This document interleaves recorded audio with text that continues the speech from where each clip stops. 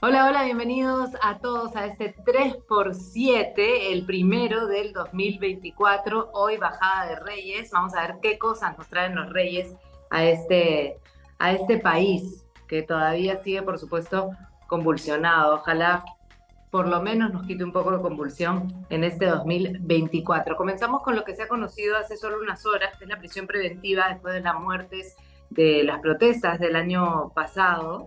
Eh, y finalmente se ha dado la prisión preventiva, como decía, al suboficial Joe Torres Lobón.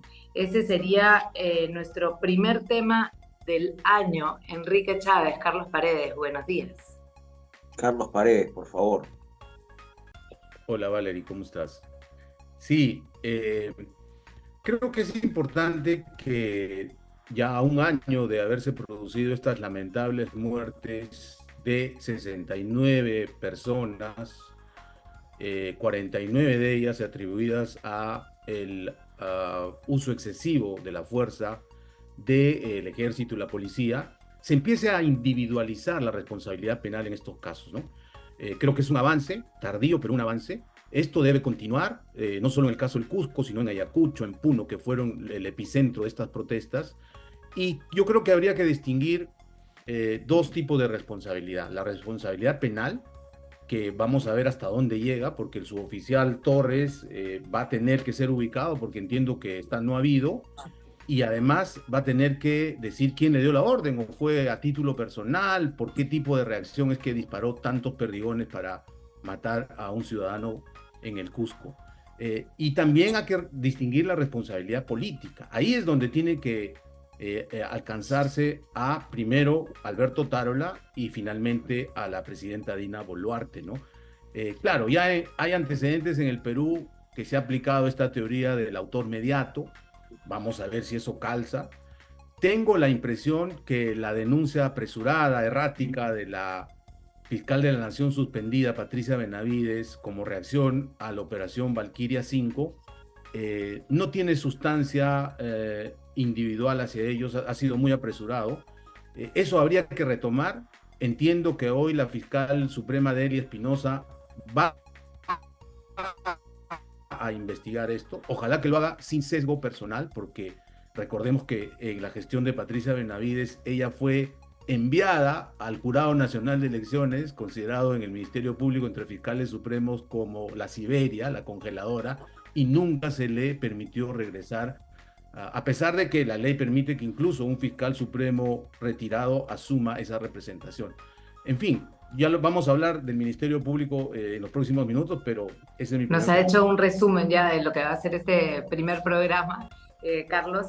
Pero sí, vamos a comenzar también con el comentario de Enrique sobre esta prisión preventiva, porque la víctima, Rosalino Flores, como decías, en Cusco recibe esta ráfaga de perdigones por parte del suboficial Leo Torres.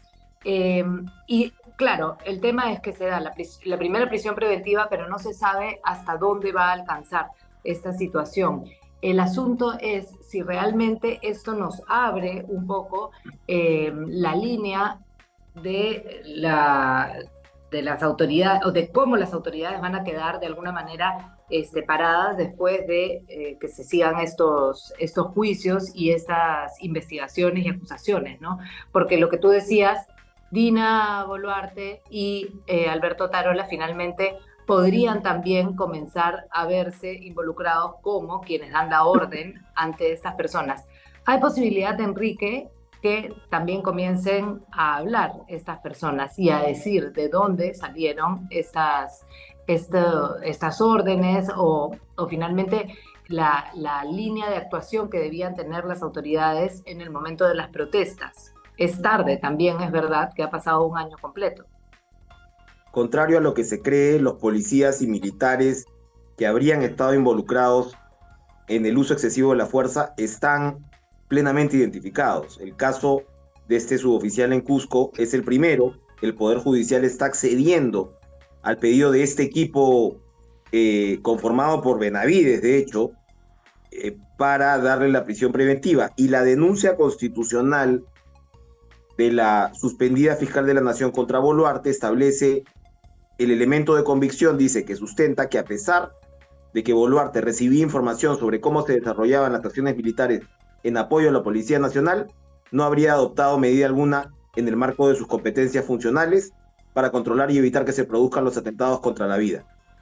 En Caretas, por ejemplo, nosotros publicamos un correo electrónico que llegó a Palacio de Gobierno entre los hechos, los primeros hechos, los de Ayacucho, Huancavelica, Apurímac, perdón, Huancavelica no, Apurímac, y Juliaca, ¿no? Lo que ocurre luego en Puno. Y lo que se encontró, lo que la Fiscalía había encontrado, era que no, estos correos electrónicos no se habían discutido en el Consejo de Ministros, donde se estaba discutiendo del uso excesivo de la fuerza. Entonces, ahí es probable que se vaya configurando una situación complicada para la presidenta. En la previa, Carlos comentaba que, claro, esto en todo caso hablaría pues probablemente de una responsabilidad política, no necesariamente una responsabilidad penal. Pero todo está tan enconado y la guerra política alrededor, además del Ministerio Público, recordemos que Benavides en parte sale porque Otárola necesitaba de alguna manera neutralizar las investigaciones que tienen que ver con crímenes contra los derechos humanos, en el caso del propio primer ministro y Boluarte, donde parecía, ¿no?, que la Fiscalía no estaba dispuesta a dar muchas concesiones. Entonces todo esto se va a ver de alguna manera preñado, influido, ¿no?, por este contexto, pero el hecho es que esta primera prisión preventiva es bastante trascendente y estoy seguro que no va a ser la última. Ahora, yo decía, es un poco tarde, ¿no? El saber recién después de un año, pues, quién comienza a tener algún tipo de sanción al respecto de lo pasado en las protestas. Pero tiene que ver con lo ocurrido con Patricia Benavides en las últimas semanas y con esta bronca que hay entre el Ejecutivo, el Ministerio Público y el Ministerio Público en sí mismo en su interior. Carlos, ¿tú crees que esto acá es una coincidencia o finalmente es a esa velocidad que se ha desarrollado este tema, este caso que ha terminado con la primera prisión preventiva? Lamentablemente diría que el Ministerio Público, como todo el sistema de administración de justicia, está muy politizado. Entonces en política no hay coincidencias, ¿no? Ajá. Y lo que está pasando en el Ministerio Público es una guerra fratricida, intestina, diría yo, entre por lo menos dos bandos. Y prueba de ello es lo que está haciendo el fiscal interino, Villena. Lo que ha hecho es traer de regreso a todo el equipo del equipo contrario, digamos, ¿no?, del grupo contrario. Por ejemplo, hay una fiscal muy controvertida, Fanny Quispe, fiscal titular provincial, que ha sido promovida a la categoría de fiscal suprema provisional, imagínense, dos saltos, ni siquiera superior, como Marita Barreto, y se le ha encargado todo lo que es el sistema anticorrupción. Ella tiene un esposo que inclusive ha sido funcionario del régimen de Castillo, en fin. También está de regreso Víctor Cubas Villanueva, un fiscal bastante reconocido en el Fujimorato, investigó el caso de la Cantuta, etcétera, pero que también claramente pertenece al bando antagónico, ¿no?, defendiendo a Pablo, etcétera. Han aparecido estas acusaciones contra Pablo Sánchez por la diligencia en IDL, que suspendió esta diligencia, que según la fiscal Córdoba era solamente voluntaria para exhibición de audios que previamente había publicado el portal de investigación que dirige el Gorriti, pero del otro lado lo acusan de hacer un allanamiento ilegal, ¿no? Sea como fuere, Sánchez no podía interrumpir esa diligencia. Si el fiscal estaba equivocado, incluso haciendo cosas irregulares o ilegales, tenía que ser sancionado por la instancia correspondiente, ¿no? Eso, por ejemplo, no ha merecido ninguna reacción de la Junta Nacional de Justicia, lo que reafirma que hay una guerra entre dos bandos y cada uno mira de acuerdo a el espejo o el prisma que quiere, ¿no?, de acuerdo a sus conveniencias. Esto es peligrosísimo para la administración de justicia, porque nos está hablando de una institución pilar, como es el Ministerio Público, que es el titular de la acción penal, el que tiene que investigar los delitos, que tiene un marcado sesgo político. Eso, para la democracia, creo, es un peligro y es un tema relevante para este año 2024. Bueno, yo creo que en el 2023 hemos visto esa bronca dentro del Ministerio Público y claro, ya reventó en las últimas semanas y sigue, ¿no? De hecho, hoy hemos visto el video del mensaje de Patricia Benavides diciendo que hay una persecución en su contra y que ella está esperando que la investigación finalmente sea explícita para poder defenderse, ¿no? Como quisiera. Enrique, ese es otro de los puntos que íbamos a tocar. De hecho, ya se ha ido adelantando por la bronca intestina que existe dentro del Ministerio Público, pero es cierto, más allá de las responsabilidades y las investigaciones y lo que pueda surgir de ellas en torno a Patricia Benavides y la gente que ha estado en su entorno, también es verdad que el otro grupo, el grupo contrario, ha tomado fuerza y entonces ahora está moviendo las fichas y rápidamente, porque además esto se puede voltear una y otra vez en tiempos cortos. Entonces, como que hay esa desesperación por actuar también.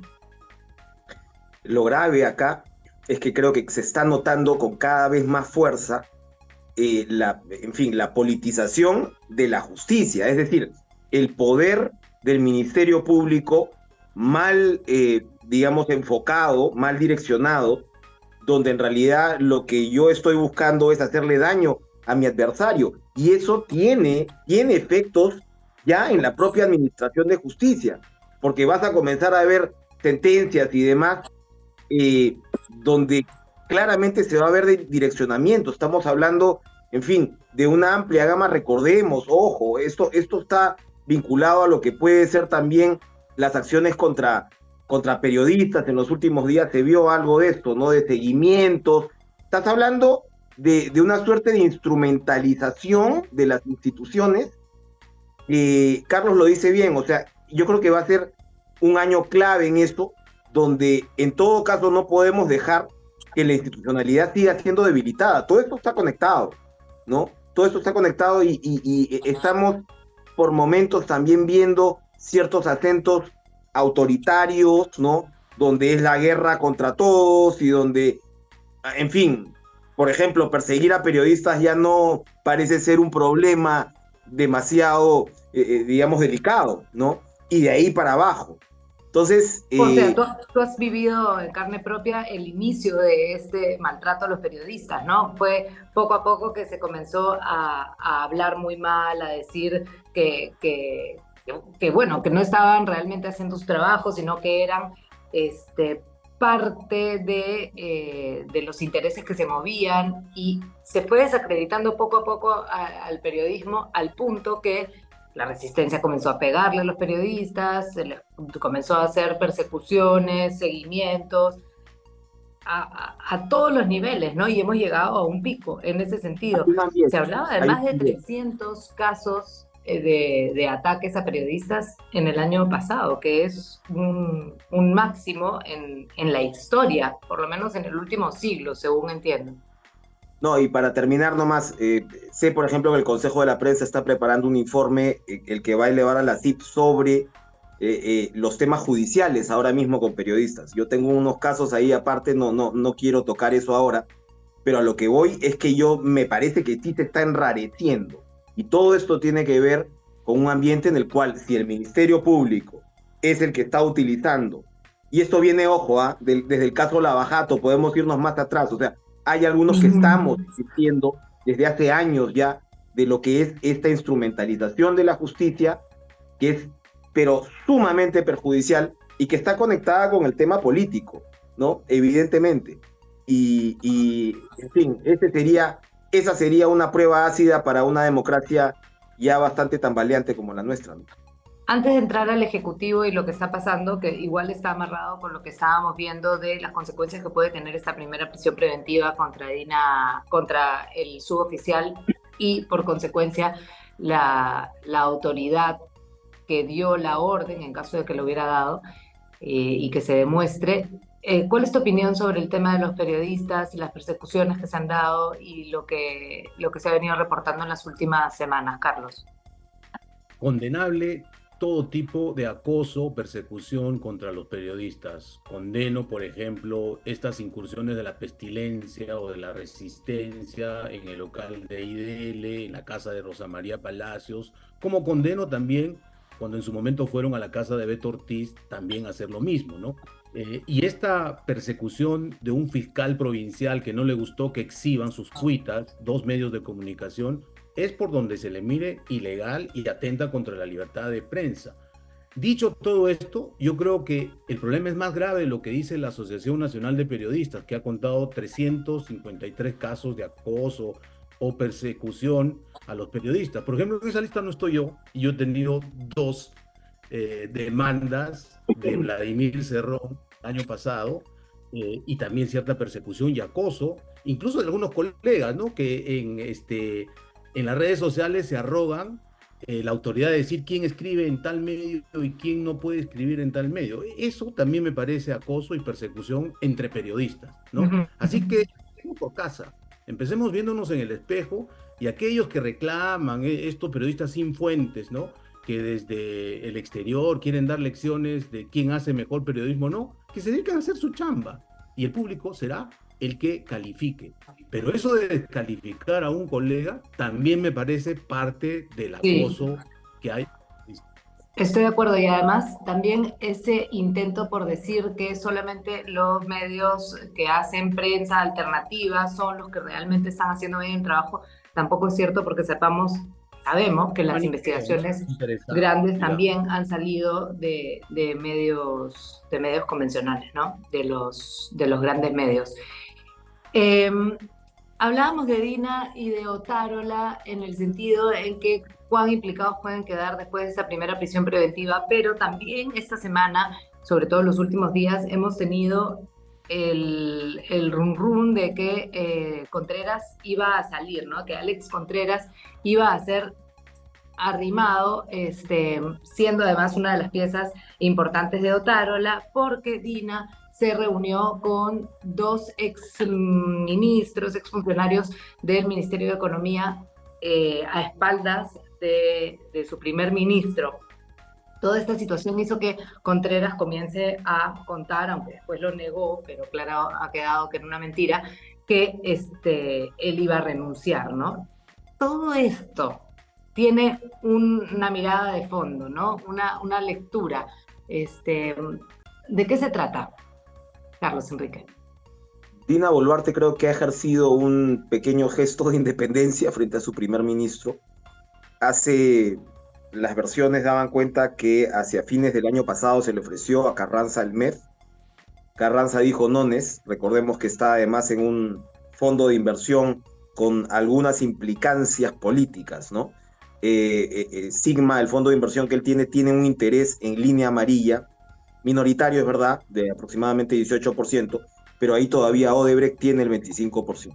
Y ya sabemos qué piensa el alcalde de Lima al respecto. Entonces, claro, tener a un ministro de Economía en esas circunstancias, me imagino que Carranza, que es un economista sin duda de peso y que fue un ministro muy importante en la época de García y que tiene muy buena recordación por parte del sector privado, no le iba a resultar conveniente. Carranza recomienda a quien fue su viceministro durante estos años, que es José Arista, y han tenido esta reunión. Esta es la reunión de más de 3 horas, en momentos en los cuales el ministro del MIDIS, Julio de Martini, estaba en Palacio, Otárola no estaba en Palacio, y claro, esto alimenta todo este tipo de especulaciones. Contreras, como la República lo ha publicado, ¿no? Alerta al medio de su renuncia, pero de ahí se reúne con la presidenta y retrocede. Si no se le llegó a ofrecer a Arista, si Arista al final no quiso aceptar, eso no queda claro, pero el hecho es que Contreras, que se dice tiene el apoyo del primer ministro, por el momento se queda. A mí me parece muy complicado que Contreras, con un sector privado en contra, con el Consejo Fiscal, es decir, sus pares, criticando abiertamente las cifras de maquillaje para ajustar o manipular el déficit fiscal, parece muy complicado que en medio de una situación económica para un gobierno tan débil y con una economía que no camina, se vaya a poder quedar. ¿Cómo se va a resolver esto en los próximos días? Habrá que ver, ¿no? Pero es claro que si este gobierno no revierte las cifras de economía y de inseguridad, va a ser muy poco lo que puede ofrecer. Es decir, la estabilidad de Dina hasta el 26 no está cantada de ninguna manera. No, y lo que realmente parece difícil es que Otárola suelte un poco la pita, ¿no? Y eso lo puede llevar de cara al lodo. Carlos, ¿tú qué piensas? Sí, yo creo que Contreras, como ha explicado Enrique, filtró él mismo a la República el hecho de que había renunciado y lo hizo porque quedó claro que la presidenta quiere cambiarlo y por eso convocó a Carranza y Arista. No se sabe si Arista no aceptó, porque Carranza dijo que no, o que sí aceptó y a última hora a Dina no le convenció el nombre de un personaje también con perfil bajo, que además cuando ha pasado por breve plazo por dos ministerios, también fue ministro de Economía y Finanzas en el breve gobierno de Merino. Creo que el mercado necesita un ministro con mayor perfil, ¿no? Con más Político y cuerpo. técnico. Entonces ahí regresa Contreras a negociar su continuidad, pero creo que ya está herido de muerte, ¿no? Es un pato rengo, porque el mercado lo considera débil, ha cometido, a mi gusto, en sus funciones dos actos graves, ¿no? No ha eh, preservar el déficit fiscal, por ejemplo, es decir, ha cedido a las presiones del Ejecutivo para gastar más, no tiene credibilidad porque el mismo hecho de decir no he presentado nada cuando él mismo había filtrado su supuesta renuncia, es decir, yo no renuncié pero no lo voy a volver a hacer, ¿no? Eso ya lo descalifica tremendamente en el mercado y creo que urgentemente el gobierno, sea Dina o sea Otárola, necesitan recambiar porque si ha hecho algo Contreras, que dicho sea de paso fue viceministro en todo el gobierno de Castillo, ¿eh? Fue viceministro antes de Graham y de Burneo, ¿no? Lo que ha Claro. hecho en estos breves meses del gobierno de Dina Boluarte es Contreras, lograr que... perdona, no Arista, Contreras, Carlos. Sí, perdón, Dijiste, Contreras. sí, ajá, para que quede Lo claro. que ha hecho Contreras es devaluar al MEP, ¿no? Que era una de las pocas islas de excelencia y ha debilitado completamente este ministerio tan importante, ¿no? No, y hablábamos también de la credibilidad frente al sector privado y luego la recesión, ¿no? Que está no solamente clarísima, sino aceptada por él mismo. Eh, para irnos rápidamente, una pequeña mención. ¿Qué pasó con Roselia Muruz? El chisme de la semana. Bueno, a ver, ella dice que es un chisme, pero eso tiene que ver directamente con las contrataciones que ella ha hecho desde el Congreso de la República. Y eso es delito. Ella no quiere que esa parte se entienda o ella no la entiende finalmente, lo que le puede traer igual a meterla en grandes problemas, ¿no? Lo que la puede meter en grandes problemas, quiero decir. Una mención última, por Enrique Carlos. Uno podría decir que el amor triunfa para, digamos, ponerlo en tono positivo, pero no hay nada positivo en este caso. Recordemos que incluso esta relación tiene de trasfondo una muerte, que es la del camarógrafo, en esta fiesta, una cosa, pero espantosa. Y claro, ella reconoce la relación finalmente, algo que era evidente, con un personaje controversial, tan controversial como Paul García, pero el problema es que ella ha contratado a todo su entorno. Entonces Exacto, eso, su familia. en otras circunstancias, pues tendría consecuencias. Y vamos a ver si algún tipo de consecuencia tiene que, ojo, no hemos hablado del Congreso, pero el Congreso también, digamos, va a terminar en niveles subterráneos. Y este 24 yo creo que nadie la tiene comprada. Nadie la tiene comprada, ni siquiera Rosell. De mi parte, más que el amor triunfa, yo creo que el amor enceguece en este caso, ¿no? Porque ha contratado nada menos que a la hermana de Paul García, y no en su despacho, sino que le ha inventado un cargo en la vicepresidencia que tiene en el Congreso para favorecerla. Eso es un delito, y el Ministerio Público debería investigarla en eso. Lo que me parece grave es que en el Congreso la blindaron a Muruz, ¿no? En la Comisión de Ética simplemente la blindaron. Eso, pésima señal. Y en este caso creo que su candidez o su ceguera amorosa ha hecho que ella misma declare en televisión que lo que se ve no se pregunta. Son pareja desde el primer día que la prensa advirtió este encuentro rarísimo para la política peruana, ¿no? Nadie la tiene comprada para el 2024. Con eso nos despedimos hasta la próxima edición de 3x7. Chau. Nos vemos el... Cuídense.